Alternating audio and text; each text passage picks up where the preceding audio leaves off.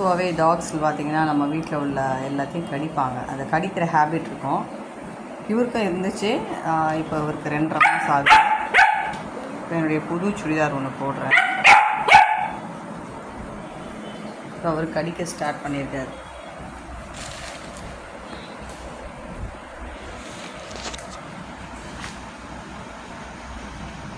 No. No.